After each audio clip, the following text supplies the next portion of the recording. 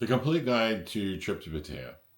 Now you have to, fill in the blanks here. This video would be 10 hours long if it was the complete guide and I went over every single thing to do. What I tried to do here is to try to give you the highlights of the important things that you need to do and the common mistakes that the average traveler makes when they're planning their trip to Pattaya. Now, trips to Pattaya are completely different. There are some people that go strictly for the red light districts and that kind of vacation. There are other people that are just wanting to see Thailand and they go backpacking, they go golfing, they go to different places in Pattaya or in Thailand. And so trips are completely different. I'm not going to dive into too much specifically about the red light districts, but there are a few things that will help you. Now, the first thing is when you're planning your trip, we start way back, months before you're planning on going. A lot of people kind of do things ass backwards, you might say. If you really want to get the most out of your vacation, if you really want it to be a good value, okay, you start with the end in mind, but you start backwards. You don't go to your boss and you say, hey boss, I want to take off in July, and then you try to make a trip in July in Pattaya. You can do that, okay, but it is the least efficient way to do it. The easiest way is to start planning your trip, get the time of year, get your tickets aligned, everything, your flights, your accommodations, everything aligned for a certain time, and then go to your boss and say, here's, I would like this time off. And then once that's, in stone, then, do your bookings and pay for everything. So that's the thing. I'm not saying make your reservations. I'm saying even plane tickets, you can hold for 24 hours. So, do your holds use them where you can. Always check and make sure that you're not obligated to follow through with the reservation if things change. But do everything in advance that you can. Now, I suggest before you even start looking for tickets, okay, you have to start thinking basics, okay? Climate. What kind of weather do you want to go in? Ideal weather in Thailand, or at least in Pattaya, is always around the holidays, November, December, January. It's also the most expensive time to go. So if that's something you want, you're going to be backpacking and doing a lot of outdoor activities, it might be a good idea. There's not a lot of rain and it's not too hot. Okay, you get into the spring and summer in the West, which is April, May, June, you start getting into some really hot weather, which is uncomfortable if you're going to do a lot of outdoor activities. You get more into the fall for the West. That's, we're talking August, September, November. That's a rainy season. So personally, that's the time of year I like to go the best. It's cooler. There's less crowds because it is a rainy season. And the rains are more in the afternoon. They're predictable. I went this last time for 30 days in September. And there were 2 times I got caught out in the rain. Once I was eating dinner at a restaurant, a nice little place that was down from my hotel, and it just started pouring down rain. I went and had a couple of beers. The rain subsided. I walked back to the hotel. There was another time I went out. I wasn't thinking. I woke up. I had my coffee and my cigar, and I got hungry, and I'll go have breakfast. And without thinking about the weather or anything else, I just walked down to the restaurant. It was a couple of blocks from my hotel, and on my way back, it started raining. So what are you going to do? I forgot the umbrella. So those are the things. You need to figure out what time of year you want to go for the weather. There's also different events that happen that you have to keep in mind. And then you can see the events online. They're easy to find. But some of the big ones, there's a burning season that Thailand has where a lot of the farmers burn their crops off, and it creates really poor air quality, which is going to affect more Bangkok, Chiang Mai, and other places to the north. Pattaya isn't affected all that much, but it's still, some people don't even want the little bit that Pattaya gets because of the burning season. Songkran is another event that is just if you like it, if you're younger and you want to put on a tank top and a pair of swim shorts and go down the streets and party with people and have people, douche you with buckets of ice cold water, it's your place. Okay. If you're a little older, a little more, not so, not so party oriented, but I would get irritated as hell if I was going out to dinner or lunch meeting someone to where I wanted to look nice and all of a sudden somebody covered me with a bucket of water. So I avoid suncon at all costs. But it is, some people like that. So you have to plan your trip according to your likes and your tastes. But you start out with time of year. Then once you get time of year, you start looking at other things. Don't just jump online. Uh, Google Flights, I use Expedia a lot for my flights. But before I do that, I do another step, which is I go on to Seat Guru, it's called. And online, what they do is they give you the size or the width and leg room of each carrier has in each type of plane that they fly. So you can get planes that actually have 2 inches more width in the seat to where you can be comfortable as opposed to other carriers. So you have to look that up. And then when you get, closer to, that's your first step, and then you find the airlines that have the widest seats, the most legroom, then you go on and see what kind of deal you can get on those airlines. If it's only $40, $50, and you get 2 inches of extra room in the width, it's well worth doing. If it's $400 to fly on the airline, you might want to reconsider. But at least you know those options. You're ready to make your reservations. You've, done everything. You've gotten all the information. You know what's going to give you the best value, be the most comfortable for economy seating, and you're about to make your book your plane tickets. You've already talked to your boss and gotten that time off, so everything is set. Then go ahead, reserve your time, pay your booking fees, and start in planning your vacation. Some of the things with the airline, there's very little that you can do. If you want a ticket, you pay it. If you read their cancellation policies, and hopefully that doesn't apply to you. The one thing is, when it comes to hotels, if you're doing an extended stay in a hotel, always book a hotel for 3-4 days or 2 or 3 days. Go in and see if it's as good as reviews say it is. Sometimes, like me, I'll sometimes stay a month in a hotel. That's a long time if you go in and you get a really crappy room and they don't have another room to give you. So if you start out small, then you can always go back online and extend your stay. You may even get a better deal. Now with the hotel, some of the other things that pertain to, once you start making all of your reservations and pay your booking fees and doing your deposits, whatever they require, it's a good idea to start travel insurance. Travel insurance is not only for health, like an accident or if something happens and you have to go to the hospital, even if you're transported back home, it covers all those things. And you have to look at the coverage and pick the limits that you want. But it also insures your trip to where if something comes up and you have to cancel, and then you have to look at what those reasons, acceptable reasons are. You just can't say, I was thinking about, I don't want to do that. There's probably insurance you can do that, but it'll probably be high.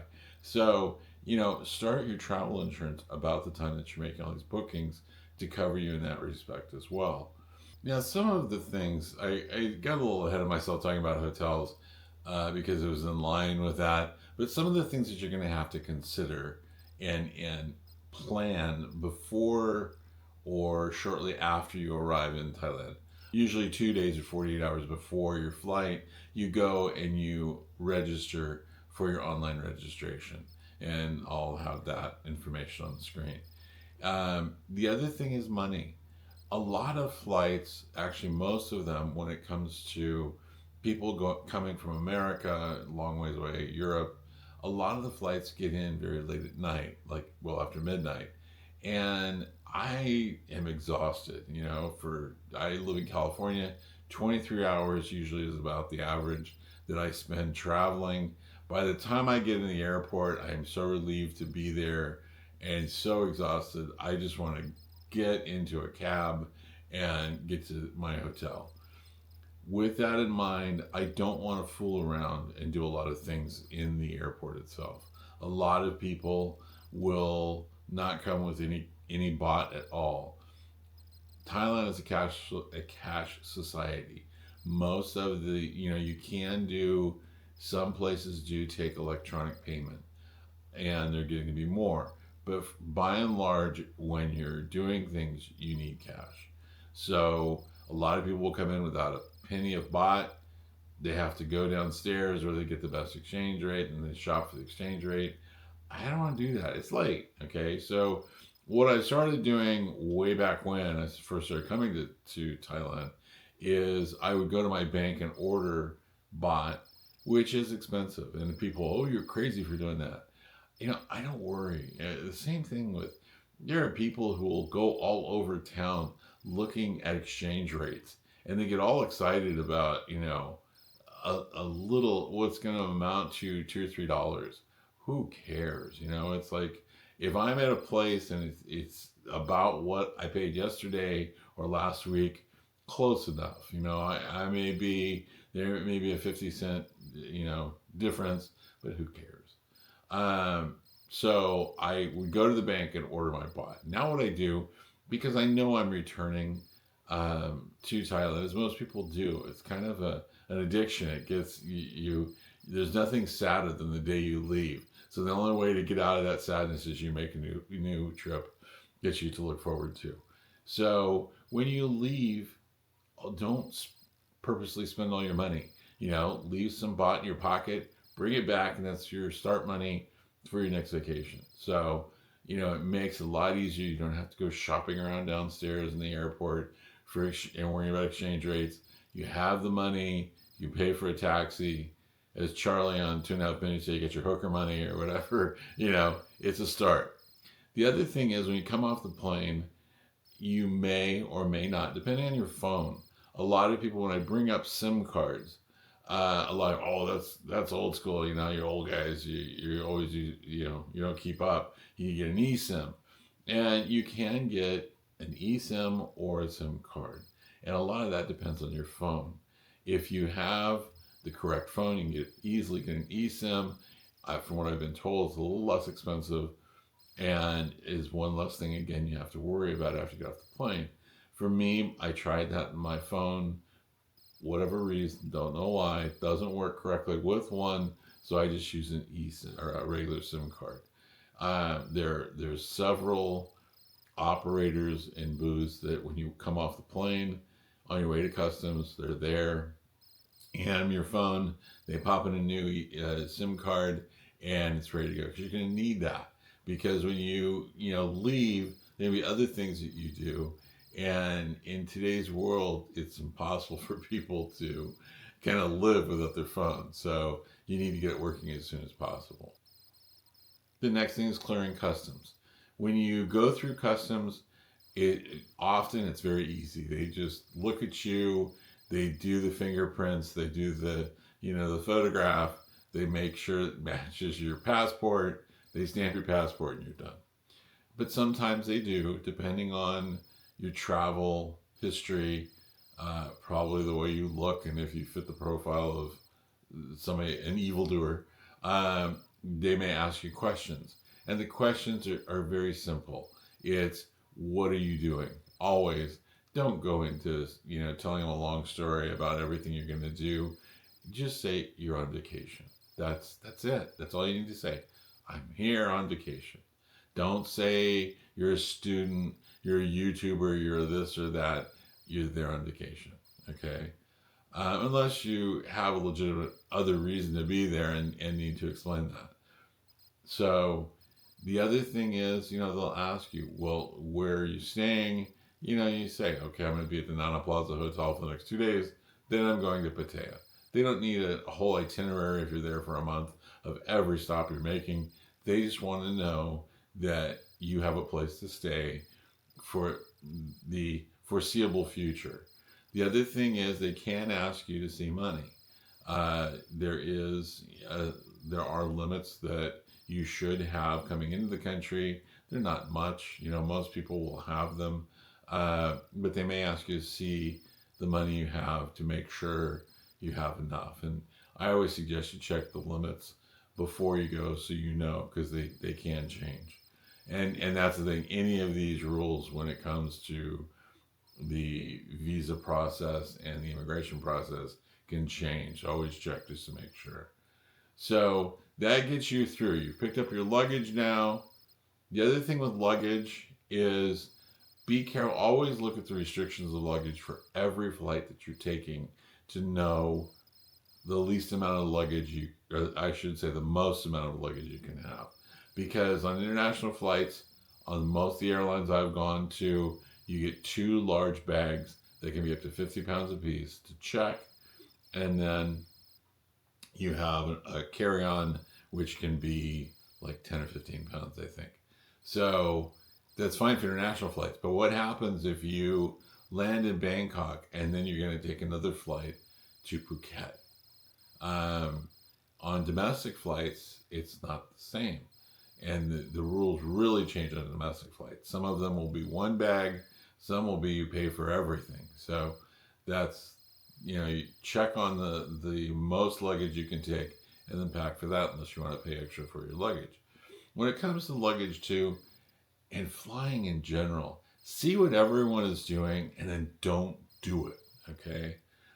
Everybody, the minute you can board the plane, everyone stands up and races forward like, my God, I want to get in that little cramped seat, And a lot of it has to do with carry-on luggage, because people are so worried about checking their bags. Check the damn bags. Put in an extra shirt, extra pair of underwear, something to wear extra other than what you have on in your carry-on, and then check your bags and don't worry about it. Yeah, they may lose them. I've traveled a long time and to a lot of places, and I can honestly say my bags were sent ahead. There was one trip to where we didn't, the flight, we were in a location for 2 weeks. The flight had moved up to where it was departing sooner than we thought. Our bags made it through, but we didn't. So our bags had a nice trip all along to Los Angeles, and we were stuck and delayed in, I think it was Florida. So, those things can happen, but it's not as often as people think, especially for all of the hell that people go through.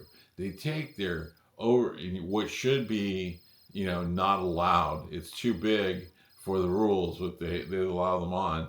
They take the carry-on, hitting everyone in the leg and bouncing around and everything else, because they got to have that carry-on because it's safe with them. And then they have to, hit the guy in the head where they try to lift it up and they're too short to get it in the bin. It's a mess. So don't go through all that. Check your damn bags. If it gets lost, it's going to turn up sooner or later, generally. And if not, you can buy some new clothes. So there you go. But that's one of the things. The other thing is, don't race in to get into the seat. I always just sit there, and then some of the people, the flight attendants, or the people helping you at the ticket gate will look, and it's like, aren't you going to get on your plane? It's like, yeah, when the last person gets up and gives you a ticket, I'll be the next last person. Because it's like, why race up and get into a cramped seat? Second thing is, use the damn bathroom in the airport, okay? I cannot believe the number of people that think it's such a treat to use the bathroom on the plane, that on almost every flight I'm on, they take off once they get up in the air and it's stable and everything. They click off the seatbelt sign, and like 10 people will get up and go stand in line at the bathroom. It's like, you could have done that 20 minutes ago in the airport. You couldn't have seen this problem coming. So think about those things, because it makes flying a lot easier. Okay, once you've gotten your luggage, you've cleared immigration, the next step is you're going to go downstairs and you're going to order a Bolt taxi. Don't take the yellow taxis. There's all kinds of problems that they have with not using meters, quoting prices that are too high. Bolt is an app that you use. It's similar to Uber in the West. And you call, it's always cheaper. They tell you you have your choice from a scooter taxi to a van that you can order. They give you exactly what the price is going to be from where you are to your destination. It's all cut and dry, very easy to do business with. They give you the car, the driver's name, and the license plate number so you know who is coming to pick you up. And it really makes travel easy. Not only is a bot bus a really good place to meet dateable Thai women, it's a very effective and inexpensive way to get around Pattaya. They've gone up from 10 baht to 20 baht now because of gas prices, but it's still very effective. And don't ask how much it is, just give them 20 baht. If you're going directly from the airport to Pattaya or Hue Hin, they do have a bus service, which is a lot less expensive than taking a taxi. If you're traveling solo, always register and book a room for 2 people instead of 1. It'll avoid them charging you a joiner fee if you have a guest join you in your room. The first thing is when you first check in, every hotel will have a stack of business cards right near where you're checking in at. Grab some of them. Because if you're like me, I know I can explain how to get to the hotel. I can give them the name of the hotel if they understand English well enough, but I can't tell them the street it's on or directions to get there. So if you have a card, you stick in your pocket or put it in your money belt or in your stash, wherever you're going to put your money. It's always there. If anyone has any questions about getting you back to your hotel, you simply hand them a card. Or if you find a new friend, you can hand her a card. I don't know. But anyways, the other thing is always use your safe in your room. And even, it's one thing if you bring back people to your room, like if you're going to Pattaya and you make new friends easily, and you're going to bring someone back to your room, definitely put all valuables that fit into a safe. Anything that's too big, cameras, phones, computers, anything like that, hide. Even if it's just, for the staff of the hotel. A lot of times things get stolen, not because you have these mastermind thieves that like stealing people's stuff. It's usually somebody goes into a room, a housekeeper or whatever, and they see something just sitting there. It's a major temptation. It's a lot of money for people in a poor country. But if you put everything away, you hide it, in your luggage between clothing, you zip it all up and put it away, chances are nothing is going to happen. But always do check the reviews to know that, because some of the hotels I've heard of, a few, not many, but a few, have had things consistently go missing from the people who stay there. Now, since we're talking about hotels, if you bring up your newfound friend, they always take their ID as a way of kind of tracking and the people who are in their hotel. The one thing, some of the nicer hotels will also, call, if you're not with the lady when they come back down to get their ID, they'll call your room and say, Miss Smith, is everything okay? You say yes, they give her ID back. What I do is I always walk the person down to the front desk and explain that I will always walk the person down to the front desk.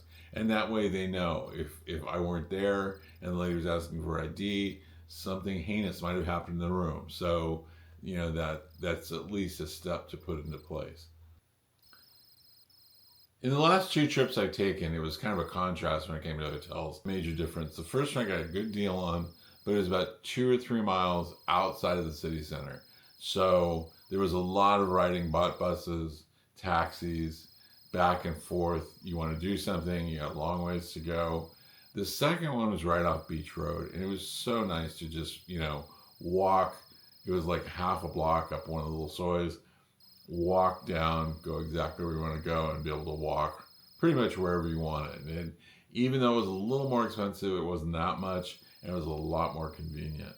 When we're starting to talk about, I don't want to say scams, it sounds like such a maniacal, like there's all these mastermind people looking to take your money. There are a lot of poor people in Thailand, like Mexico, and a lot of places around the world.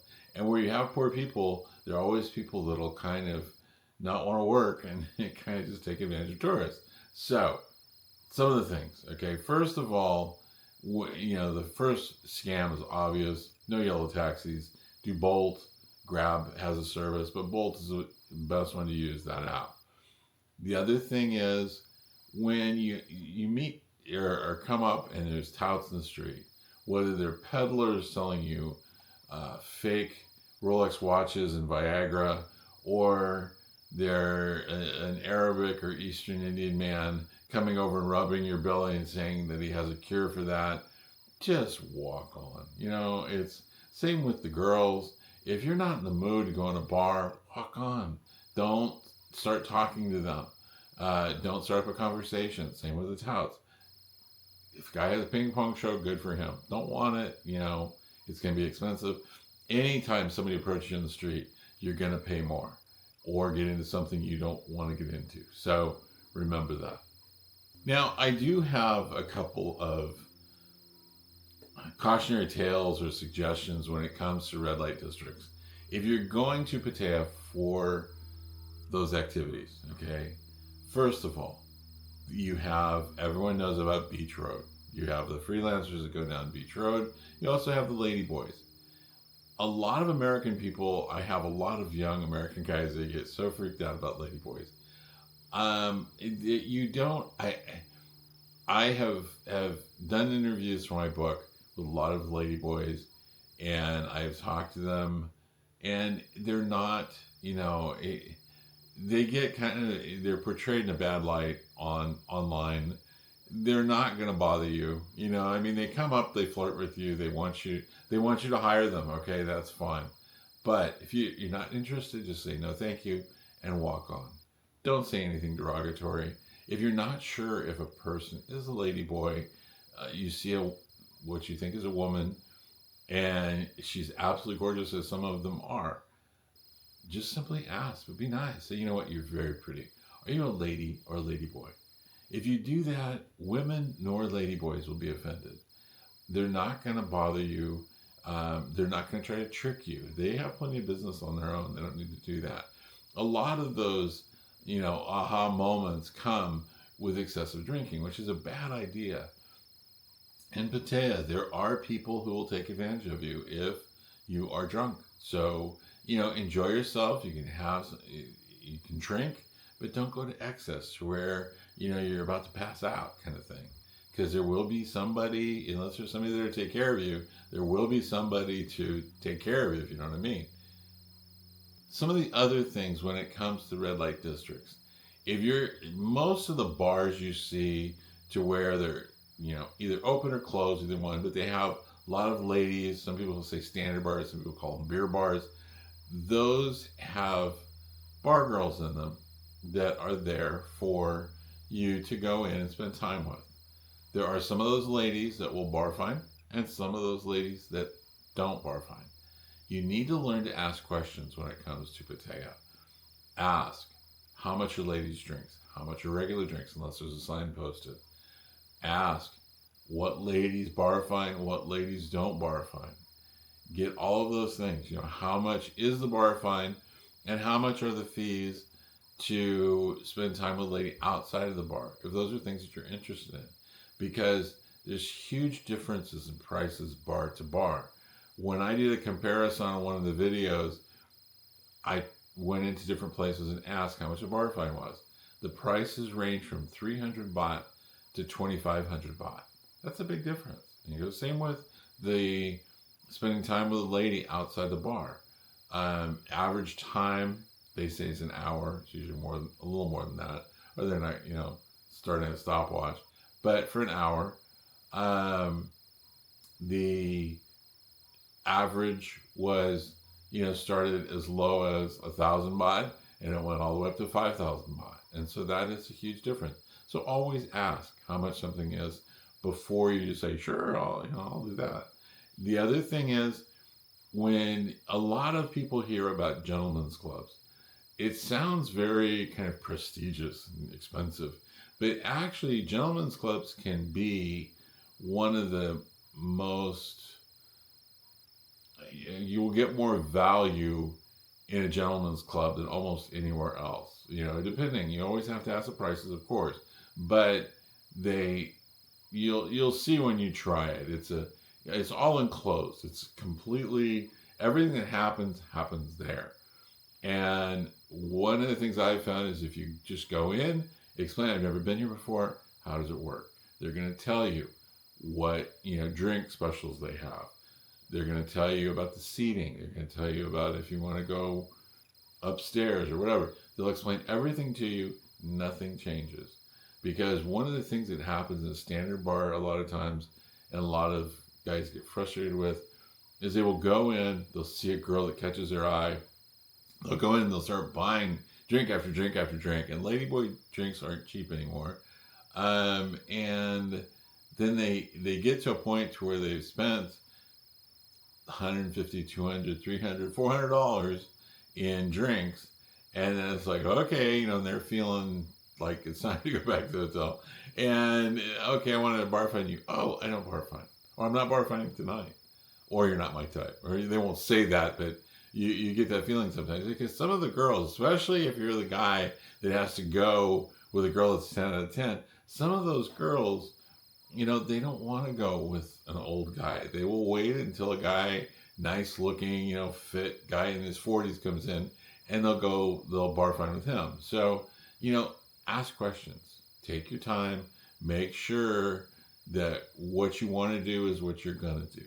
So, now one of the last ones is when you are in the red light areas, well, actually, if you're anywhere, if you come across a woman who has obviously been drinking, they can be so funny and they can be so flirty and they can do things. It's just, you think, oh my God. But be kind of careful, because Thai women are small, and when they've had a lot to drink, their moods can change very quickly, and it can go from being the life of the party to she has her head in the toilet and you're having to pull it out to not get her hair wet, kind of thing. So, make sure that if somebody's been drinking excessively, that you don't get involved, because it's, and the other thing is with payments, when you pay after services. Don't pay for a massage before you get it. Don't pay a bar girl before anything happens. You're going to pay a bar fine before anything happens, but you're taking her out of the bar, so that makes sense. But for her services, anything like that is always after. So make sure to do that. Now, if you've enjoyed this video, please like and subscribe. There's almost 100 videos on the channel now, between the shorts and the full-length videos, and it helps if there are more subscribers for YouTube. My book is available, Looking for Love in Thailand, at Amazon.com. So I wish you luck, have fun on your trip to Thailand, and if you have any questions, you can always email me. The email address is at the beginning and the end of the video.